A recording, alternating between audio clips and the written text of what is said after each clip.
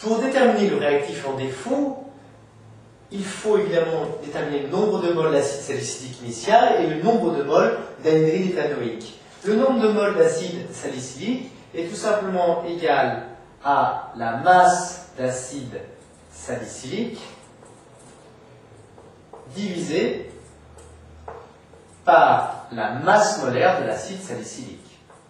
Dans les données, on a, je crois, 5 grammes divisé par le nombre de moles.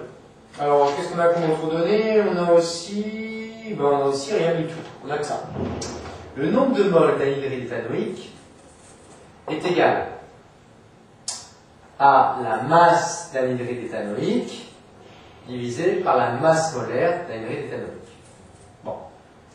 La masse, c'est égal à quoi? Eh bien, c'est égal tout simplement à la masse volumique de l'anhydride éthanoïque fois le volume d'anhydride éthanoïque. En effet, on a une autre donnée, autant pour moi, divisé par la masse molaire d'anhydride éthanoïque. On a le volume d'anhydride éthanoïque qui est égal à 7,0 ml.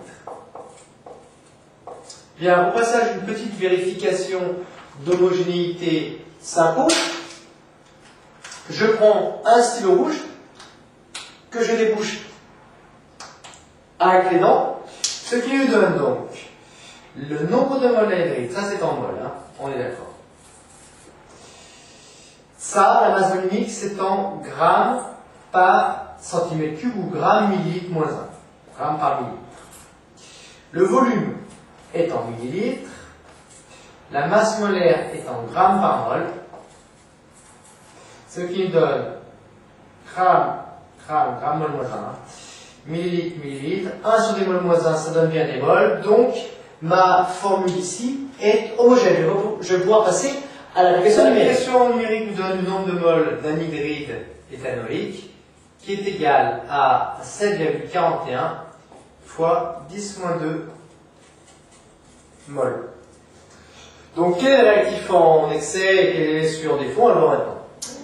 Donc, si la réaction est totale à l'état final, on a donc nombre de moles d'acide salicylique, c'est-à-dire 362 fois 10-2 moins x max égale 0. Ce qui nous donnerait x max égale 362 10-2 moles. Et puis dans l'autre cas,